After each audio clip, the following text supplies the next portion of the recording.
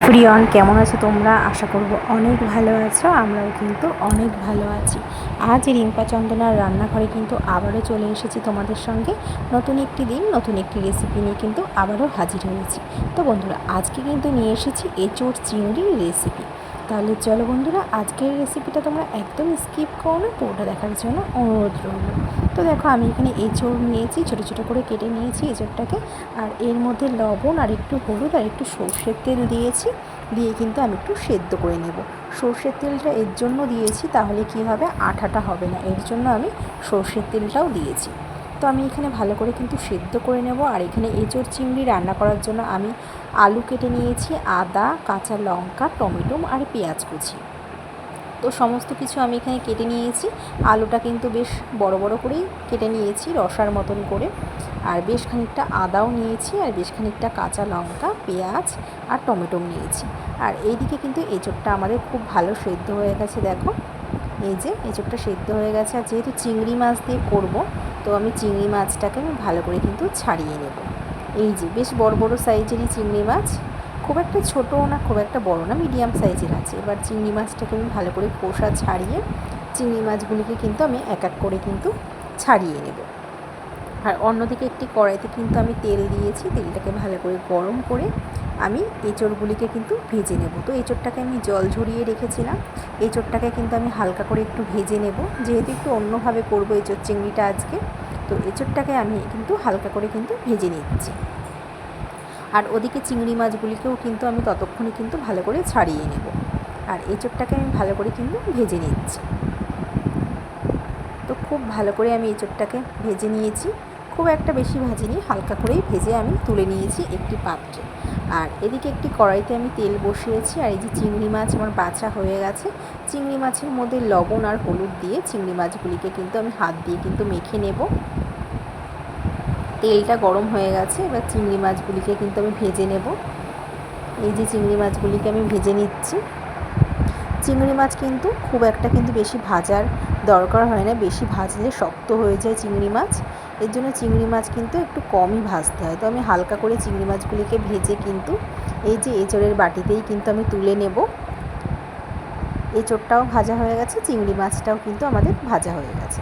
এবার কিন্তু ওই কড়াইতেই কিন্তু আমি কিন্তু আরেকটু তেল দিয়ে তার মধ্যে জিরে, তেজপাতা, শুকনো লঙ্কা দিয়েছি।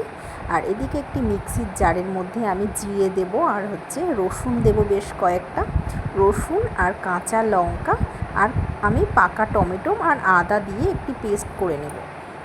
আর এদিকে আমার কিন্তু ফোড়ন থেকে গন্ধটা বার হয়ে গেছে, ফোড়নটার থেকে। এবার আমি ডুমো ডুমো করে রাখা আলুগুলিকে দিয়ে কিন্তু আলুগুলিকে কিন্তু ভেজে নেব। তো ফোড়ন থেকে কিন্তু সুগন্ধি বার হয়ে গেছে, তো আমি আলুগুলিকে ভেজে নেব। এবার আলুর মধ্যে কিন্তু আমি লবণ দিয়ে দেব, লবণ দিয়ে আলুগুলিকে কিন্তু আমি ভেজে নেব। এবার আলুর মধ্যে কিন্তু আমি যে ঝিরিঝিরি করে পেঁয়াজ কেটেছিলাম, পেঁয়াজগুলিকে কিন্তু আমি দিয়ে দেব। এবার আলু আর পেঁয়াজটা কিন্তু খুব ভালো করে কিন্তু ভাজা ভাজা করে নেব। এবার আমি একটু ঢাকনা দিয়ে রেখে দেব, ততক্ষণে আলুটা ভাজা হয়ে যাবে পেঁয়াজের সঙ্গে। তো ঢাকনা তুলে আবার পেঁয়াজ আর আলুটাকে খুব ভালো করে ভেজে নেব। তো মিক্সির মধ্যে আমি কিছুটা টমেটো দিয়েছিলাম আর কিছুটা রেখে দিয়েছিলাম। এখন আমি টমেটোটাও দিয়ে দিয়েছি আলুর মধ্যে। টমেটো দিয়ে ভালো করে আলু, পেঁয়াজ, টমেটো দিয়ে আমি কিন্তু ভাজা ভাজা করে নেব। একটু ভালো করে ভেজে নিতে হবে আলুটাকে। এবার আমি মিক্সিতে পেস্ট করে রাখা মশলাটাকেও দিয়ে দেব। মশলা দিয়ে খুব ভালো করে আলু, পেঁয়াজ, টমেটোর সঙ্গে কিন্তু আমি কষিয়ে নেব। যতক্ষণ না পর্যন্ত কাঁচা গন্ধ না যায় ততক্ষণ পর্যন্ত আমি কষিয়ে নেব। এবার আমি দিয়ে দেব লবণ, হলুদ, ঝাল লঙ্কার গুঁড়ো দিয়ে আর একটু মশলা ধোয়া জল দিয়ে আমি খুব ভালো করে কিন্তু কষিয়ে নেব। একটু ঝাল ঝাল করেই করব এঁচোড় চিংড়িটা। তো খুব ভালো করে কিন্তু আমি এখানে কষিয়ে নিচ্ছি। যতক্ষণ কষা থেকে তেল না ছাড়ে ততক্ষণ কিন্তু আমি খুব ভালো করে কিন্তু এটাকে কষিয়ে নেব। আর কষানো যত ভালো হবে বন্ধুরা, রান্নার স্বাদ কিন্তু তত ভালো হবে। এর জন্য কিন্তু সবসময় কিন্তু কষানোটা কিন্তু ভালো করতে হবে।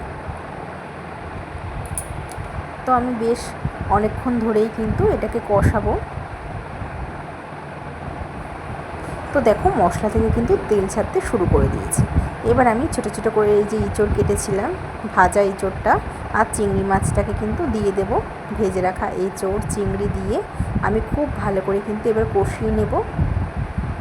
খুব ভালো করে কষাতে হবে, তাহলে কি হবে, মশলাটা খুব ভালোভাবে এঁচোড় চিংড়ির মধ্যে কিন্তু ঢুকে যাবে। দেখো আমি খুব ভালো করে কিন্তু কষিয়ে নিচ্ছি।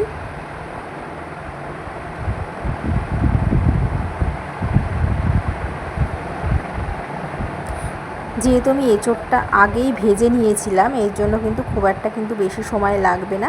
এবার স্বাদের জন্য একটু চিনি দেবো। যে কোনো জিনিসে একটু মিষ্টি না দিলে কিন্তু একদমই ভালো লাগে না। তো আমি এখানে একটু চিনি দিয়েছি। এবার খুব ভালোভাবে কিন্তু মিশিয়ে মিশিয়ে নাড়াচাড়া করে নেব।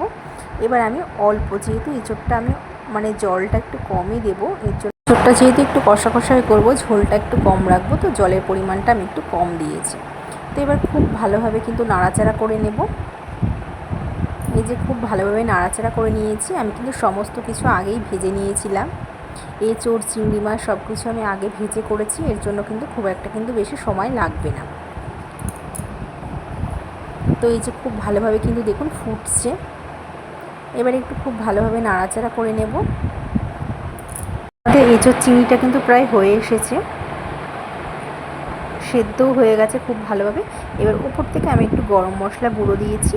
তো তৈরি হয়ে গেছে কিন্তু আজকে আমাদের এঁচোড় চিংড়ি, দুর্দান্ত একটি রেসিপি এঁচোড় চিংড়ি।